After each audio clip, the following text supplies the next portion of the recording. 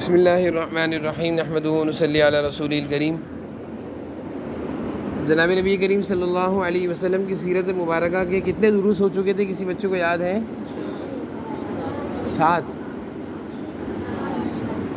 ایک 10 پیچھے چل رہے آپ، 7 ہو گئے تھے۔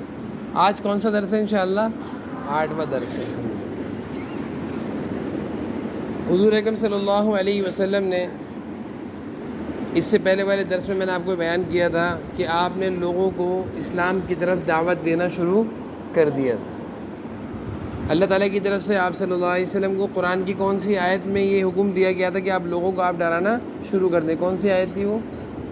وَقُلْ إِنِّي أَنَا النَّذِيرُ الْمُبِينُ وَأَنذِرْ عَشِيرَتَكَ الْأَقْرَبِينَ۔ یہ 2 آیتیں جب نازل ہوئیں تو حضور صلی اللہ علیہ وسلم ان آیتوں کے نازل ہونے کے بعد لوگوں کو اسلام کی طرف بلانا شروع کر دیا۔ جب آپ نے اسلام کی دعوت شروع کری بیٹھو اور اسلام کا پیغام لوگوں کو دینا شروع کیا تو قریش کی طرف سے، قریش میں جو مشرکین تھے، مکہ میں جو مشرکین تھے، کافر تھے، ان کی طرف سے حضور اکرم صلی اللہ علیہ وسلم کی مخالفت شروع ہو گئی۔ آپ صلی اللہ علیہ وسلم کو تنگ کرتے تھے، ستاتے تھے، اذیتیں دیتے تھے، دھمکیاں دیتے تھے، ڈراتے تھے، دھمکاتے تھے کہ آپ جو کام کر رہے ہیں اس کام سے آپ رک جائیں، باز آ جائیں۔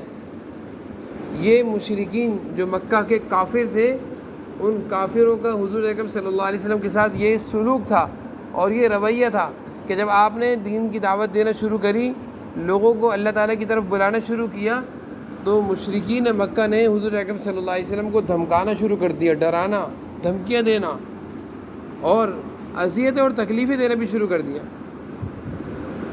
لیکن آپ صلی اللہ علیہ وسلم کو اللہ تعالیٰ کی طرف سے ایک پیغام مل گیا تھا اور آپ اللہ کے نبی تھے اور آپ کا کام تھا کہ آپ نے لوگوں کو اللہ کی طرف بلانا ہے۔ اور وہاں کے لوگ، مکہ کے رہنے والے بت پرستی میں مبتلا تھے، بتوں کی عبادت کرتے تھے، غلط کام کر رہے تھے، اور بھی بہت سارے ان کے اندر غلط کام تھے، جھوٹ، خیانت، دھوکہ، چوری، سود، رشوت، بہت ساری برائیاں تھیں۔ ان ساری برائیوں سے ان کو بچانا تھا اور ان برائیوں کا بتانا تھا کہ آپ غلط کام کر رہے ہیں۔ تو حضور اکرم صلی اللہ علیہ وسلم جب ان کو برائیوں کا بتانا شروع کیا تو ان کو تکلیف ہوئی۔ سب سے زیادہ تکلیف مشرکین کو اس بات کی ہوئی کہ ہمارے بتوں کو آپ کیوں برا کہتے ہیں؟ جن کی ہم عبادت کرتے ہیں آپ ان کو کیوں برا کہتے ہیں؟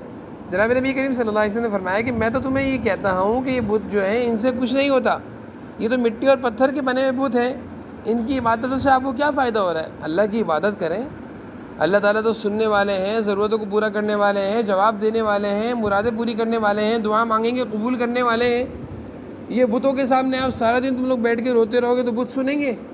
مٹی کے بنے ہوئے، پتھر کے بنے ہوئے بت سنیں گے؟ جواب دیں گے؟ کوئی حاجت پوری کریں گے؟ دعا قبول کریں گے؟ کچھ بھی نہیں کر سکتے۔ تو آپ صلی اللہ علیہ وسلم مشرکین کو یہ بات سمجھاتے تھے، ان کو یہ برا لگتا تھا کہ آپ ہمارے بتوں کو کچھ نہ کہیں۔ ایک دفعہ مشرکین کے بڑے بڑے سردار حضور صلی اللہ علیہ وسلم کے چچا ابو طالب، جو آپ صلی اللہ علیہ وسلم کی پرورش کر رہے تھے، کون سی سال کی عمر میں سے پرورش کر رہے تھے؟ ہاں بولیں؟ 8 سال سے آپ صلی اللہ علیہ وسلم کی پرورش کر رہے تھے۔ اب تو حضور صلی اللہ علیہ وسلم کی عمر 40 سال سے بھی زیادہ ہے۔ تو یہ سارے چچا ابو طالب کے پاس آئے اور کہا کہ چچا، ابو طالب اس وقت مکہ کے سردار تھے، کیونکہ ان سے پہلے سردار کون تھے؟ دادا عبد المطلب۔ دادا کے انتقال کے بعد مکہ کے لوگوں نے سردار چچا ابو طالب کو بنا دیا تھا، تو یہ سردار تھے۔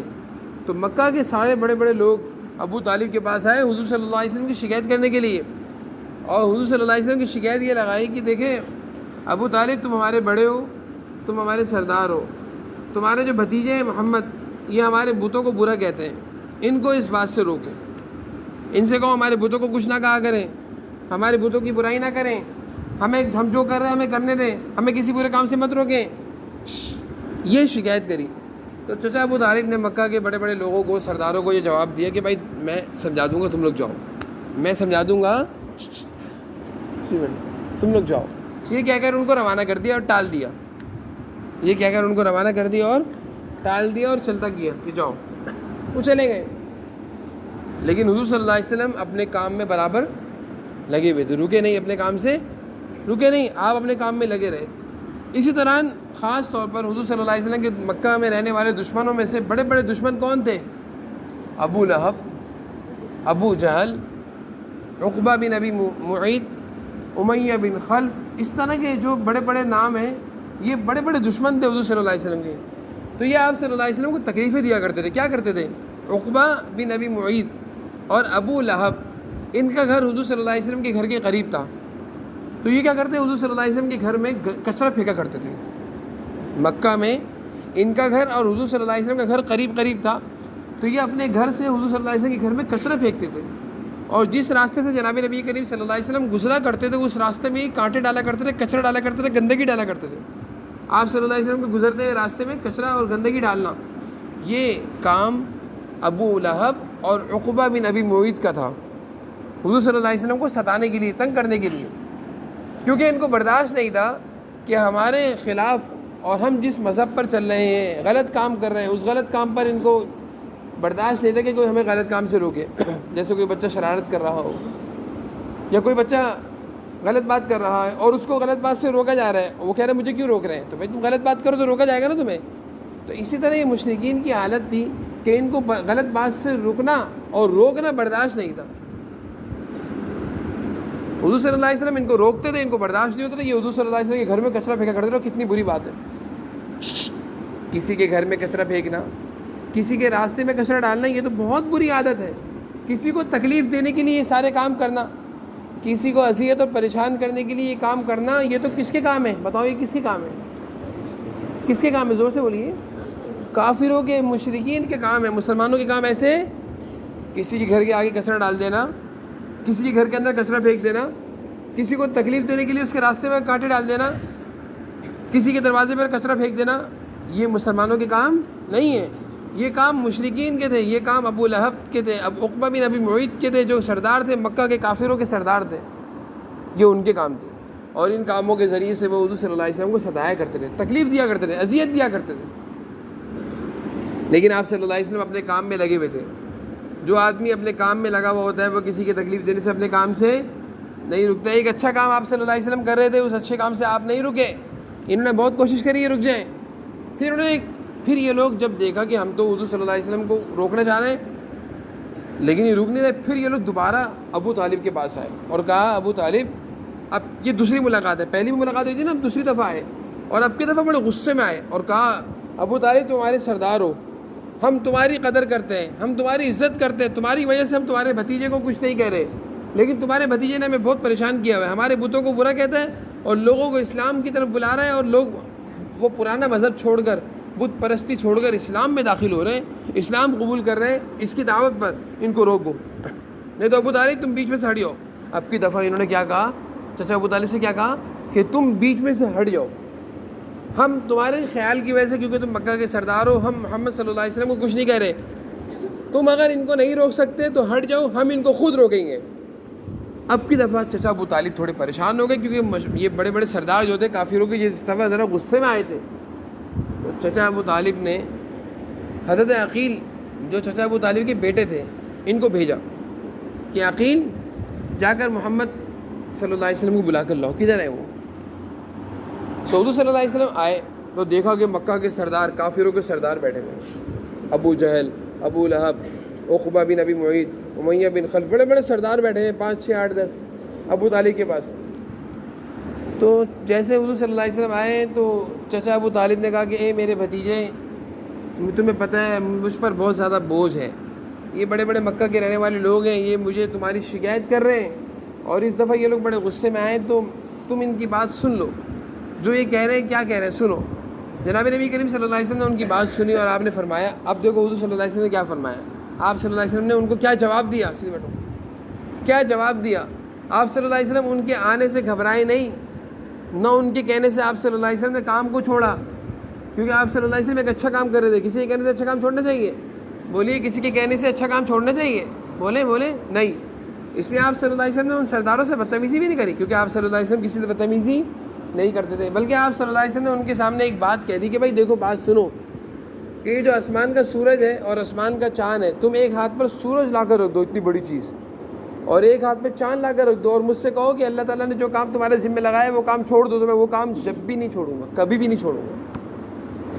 یعنی سورج جیسی اتنی بڑی آسمان کی اللہ تعالیٰ کی نشانی، اس کو بھی زمین پر لے آؤ اور چاند کو بھی لے آؤ اور میرے ہاتھوں پر رکھ دو اور مجھ سے کہو اب تو اس کام کو چھوڑ دو، تو اللہ تعالیٰ نے جو کام میرے ذمہ لگایا میں اس کام کو نہیں چھوڑوں گا۔ یہ ہوتا ہے کہ جس اچھے کام پر ہم لگ چکے ہیں اور جو کام اللہ تعالیٰ نے ہمارے ذمہ لگا دیا ہے اور جو کام ہم کر رہے ہیں اس کام کو ہم کسی کہنے پر، زور سے بولیے، نہیں چھوڑیں گے۔ بولو اگر کوئی آپ سے کہے نماز پڑھنا چھوڑ دو، نماز پڑھنے جاتے ہو مسجد راستہ بہت دور ہے مسجد جانا چھوڑ دو، کہ چھوڑ دیں گے مسجد جانا؟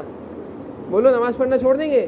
کوئی آپ سے کہے حافظ کیوں بن رہے ہو، چھوڑو، حافظ بننے کا کیا فائدہ، چھوڑو، حافظ بن کر کیا کرو گے، حافظ بننا چھوڑو، اسکول میں داخل ہو جاؤ، تو ہم حافظ بننا چھوڑ دیں گے؟ بولو قرآن پڑھنا چھوڑ دیں گے؟ نہیں۔ ایک اچھا کام جب شروع کر دیا جائے تو کسی کے کہنے پر چھوڑا اور کسی کے ڈرانے پر چھوڑا، کسی کے دھمکانے پر چھوڑا، زور سے بولیے، میرے ساتھ بولیے، بولیے، نہیں چھوڑا جاتا۔ تو حضور اکرم صلی اللہ علیہ وسلم نے یہ کہا اور آپ صلی اللہ علیہ وسلم یہ کہہ کر وہاں سے چلے گئے۔ اب کی دفعہ مشرکین کے سرداروں کو جب حضور صلی اللہ علیہ وسلم کی طرف سے اتنا بڑا جواب ملا تو بڑے پریشان ہوئے کہ ہم 5-6 اتنے بڑے بڑے لوگ بیٹھے ہوئے ہیں اور یہ ہم سے ڈرے بھی نہیں اور ان کو کوئی خوف بھی نہیں ہے، ان کو کوئی ڈر بھی نہیں، یہ کہہ رہے ہیں میں تو اپنا کام کرتا رہوں گا، میں تو اپنا کام کرتا رہوں گا۔ تو انہوں نے حضور صلی اللہ علیہ وسلم کو اس کام سے روکنے کے لیے اذیتیں دینا شروع کری، تکلیفیں دینا۔ کیسے شروع کری؟ دیکھو، ایک موقع پر آپ صلی اللہ علیہ وسلم بیت اللہ شریف میں نماز پڑھ رہے تھے۔ ابو جہل نے عقبہ بن ابی معیط سے کہا کہ وہاں دیکھو ایک اونٹ کٹا ہے اور اس اونٹ کے اندر سے جو پیٹا نکلتا ہے نا، پیٹا جس کے اندر کچرا بھرا ہوا ہوتا ہے، موٹا سا پیٹا، کہہ رہے ہو پیٹا، نعوذ باللہ نعوذ باللہ، اللہ تعالیٰ معاف فرمائے، اتنی گندی حرکت کری۔ ابو جہل نے کہا عقبہ سے کہ وہ پیٹا کھینچ کر لاؤ اور حضور صلی اللہ علیہ وسلم جب سجدے میں جائیں گے نا ان کے سر پہ لا کے رکھ دینا۔ تو حضور صلی اللہ علیہ وسلم مکہ میں نماز پڑھ رہے تھے، بیت اللہ شریف میں نماز پڑھ رہے تھے، عقبہ بھاگا ہوا گیا اور وہ پیٹا اونٹ کا، کہیں اونٹ ذبح ہوا تھا وہاں سے وہ پیٹا کھینچ کر لایا، پیٹا نہیں ہوتا جس کو ہم پھینک دیتے ہیں باہر، وہ پیٹا کھینچ کر لایا اور نعوذ باللہ نعوذ باللہ حضور صلی اللہ علیہ وسلم جب سجدے میں گئے تو آپ صلی اللہ علیہ وسلم کے سر پہ لا کے رکھ دیا، آپ صلی اللہ علیہ وسلم کے سر پہ لا کے رکھ دیا، جس کے بوجھ کی وجہ سے وزن کی وجہ سے آپ صلی اللہ علیہ وسلم زمین سے سر دب گئے، اس کے نیچے آپ صلی اللہ علیہ وسلم کا سر، ایسی تکلیف برداشت کری۔ لیکن اس وقت ایمان لانے والا کوئی بھی نہیں تھا، صحابہ میں سے ابھی مسلمان بہت کم لوگ ہوئے تھے۔ حضرت فاطمہ رضی اللہ عنہا کو کسی نے بتایا کہ تمہارے ابا پر سجدے کی حالت میں ابو جہل اور عقبہ نے مل کر ایک پیٹا رکھ دیا اونٹ کا اور وہ سجدے میں دبے ہوئے ہیں۔ حضرت فاطمہ رضی اللہ عنہا اپنے گھر سے جلدی سے بھاگی بھی آئیں، چھوٹی سی تھی، حضور صلی اللہ علیہ وسلم کی بیٹی تھی نہیں ہے حضرت فاطمہ، دوڑی بھی آئیں ابا کو بچانے کے لیے، ابا کی حفاظت کرنے کے لیے آئیں اور جلدی سے آئیں، اور چھوٹی تھی اپنے ہاتھ سے اس پیٹے کو کھینچ رہی ہیں، کوئی بھی مدد نہیں کر رہا، سارے کافر، بڑے بڑے کافر بیٹھ کے دیکھ رہے ہیں اور ہنس رہے ہیں۔ کافر تھے نا، حضور صلی اللہ علیہ وسلم کو تکلیف پہنچا کر ہنس رہے ہیں، آپ صلی اللہ علیہ وسلم کو تکلیف پہنچا کر ہنس رہے ہیں، خوش ہو رہے ہیں، ہٹا نہیں رہے۔ تکلیف میں آپ صلی اللہ علیہ وسلم ہے، اتنی گندی چیز آپ صلی اللہ علیہ وسلم کی، اتنی بھاری چیز آپ کے سر پہ ڈالی ہوئی ہے، لیکن ہنس رہے ہیں، ہٹا نہیں رہے۔ حضرت فاطمہ نے اکیلے آ کر اس کو ہٹایا، پھر آپ صلی اللہ علیہ وسلم اٹھے، آپ صلی اللہ علیہ وسلم کا چہرہ پورا دب چکا تھا، لال ہو گیا تھا تکلیف کی وجہ سے آپ صلی اللہ علیہ وسلم کا چہرہ مبارک لال ہو گیا۔ اسی طرح ایک دفعہ آپ صلی اللہ علیہ وسلم کو عقبہ بن ابی معیط نے آپ کے گلے میں چادر ڈالی اور زور سے آپ چادر کھینچی، گلے میں چادر ڈال کر زور سے کھینچنے لگا، جیسے کسی کے گلے میں چادر ڈال کے کھینچو، گھسیٹو تو کتنی تکلیف ہوتی، گلا بھی گھٹتا ہے اور انسان گر بھی جاتا ہے، گھسیٹا۔ اس طرح عقبہ نے آپ صلی اللہ علیہ وسلم کو زور سے گھسیٹا، اور یہ ساری تکلیفیں دینے کا مقصد یہ تھا کہ کیوں تم ہمارے بتوں کو برا کہتے ہو، کیوں تم لوگوں کو اچھے کاموں کی طرف بلا رہے ہو، ہم جس کام کو کر رہے ہیں ہمیں اس کام سے کیوں روک رہے ہو، ہم تو بتوں کی عبادت کریں گے، تم نہیں روکو، ہم تو غلط کام کریں گے، چوری بھی کریں گے، جھوٹ بھی بولیں گے، سود بھی لیں گے، رشوت بھی لیں گے، ظلم بھی کریں گے، لوگوں کو ماریں گے، پیٹیں گے، تم ہمیں نہیں روکو۔ آپ صلی اللہ علیہ وسلم نے فرمایا نہیں، میں تو جو کام اللہ نے میرے ذمہ لگایا ہے کہ میں وہ کام کروں گا، تمہیں ساری برائیوں سے بھی روکوں گا اور تمہاری برائیاں جو ہیں ان سے سارے لوگوں کو روکوں گا اور بتاؤں گا کہ بتوں کی عبادت غلط ہے، ظلم زیادتی کرنا غلط ہے۔ یہ ساری برائیاں آپ صلی اللہ علیہ وسلم نے لوگوں کو بتائی اور آپ اپنے کام سے نہیں رکے۔ اور ابو جہل اور عقبہ بن ابی معیط، ان سب کی ایک ہی کوشش تھی کہ حضور صلی اللہ علیہ وسلم جو کام کر رہے ہیں اس کام سے آپ کو بولے روکا جائے، پوری کوشش ان کی یہی تھی۔ لیکن آپ صلی اللہ علیہ وسلم کو تو اللہ تعالیٰ نے ایک کام آپ کے ذمہ لگایا تھا، آپ صلی اللہ علیہ وسلم نے فرمایا کہ میں اپنا کام کرتا رہوں گا۔ تو یہ دیکھو آپ صلی اللہ، ایک بات تو اس سے یہ سمجھو کہ حضور صلی اللہ علیہ وسلم، آج ہم مسلمان ہیں، یہ کلمہ حضور صلی اللہ علیہ وسلم سے لے کر ہم تک پہنچا۔ اگر آپ صلی اللہ علیہ وسلم اس وقت تکلیفیں برداشت نہ کرتے جو آپ کو تکلیفیں دی گئی ہیں تو یہ کلمہ آج ہم تک پہنچتا، ہم مسلمان ہوتے، ہم قرآن پڑھتے، قرآن ہم تک پہنچتا نہیں۔ حضور صلی اللہ علیہ وسلم کی تکلیفیں تھیں، صحابہ کی شہادتیں، صحابہ نے کتنی تکلیفیں برداشت کی ہیں، وہ ساری تکلیفیں برداشت کرنے کے بعد آج ہم مسلمان ہیں. تو کہاں سے پہنچا یہ کلمہ، یہ اسلام کہاں سے پہنچا، یہ قرآن کیسے پہنچا؟ حضور صلی اللہ علیہ وسلم سے ہم تک پہنچا اتنی تکلیفوں کے باوجود. اس تکلیفوں کا یہ تکلیفیں کافر اگر دے رہے تھے تو کافروں کا مقصد یہ تھا کہ قرآن روک لیا جائے، اسلام روک دیا جائے، اسلام نہ پھیلے، قرآن نہ پھیلے. لیکن حضور صلی اللہ علیہ وسلم ان کی تکلیفوں سے، تکلیفیں دینے کے باوجود آپ اپنے کام سے نہیں رکے، اور آج الحمدللہ ہم سب کیا ہیں، مسلمان ہیں. تو یہ ساری حضور صلی اللہ علیہ وسلم نے تکلیفیں، کیسی تکلیفیں اٹھائی ہیں اسلام کو ہم تک پہنچانے کے لیے. اس لیے حضور صلی اللہ علیہ وسلم کی تعلیمات سنانے کا اور یہ سیرت سنانے کا مقصد یہ ہے کہ ہمیں معلوم چلے کہ آپ صلی اللہ علیہ وسلم نے اسلام کی تعلیمات کو ہم تک پہنچانے کے لیے، کلمہ، قرآن، نماز ہم تک پہنچانے کے لیے کیسی کیسی تکلیفیں اٹھائی ہیں. تو ہمیں بھی اس کام میں لگنا چاہیے، اور نماز ہے، قرآن ہے، ان چیزوں کو دل سے پڑھنا چاہیے. ٹھیک ہے.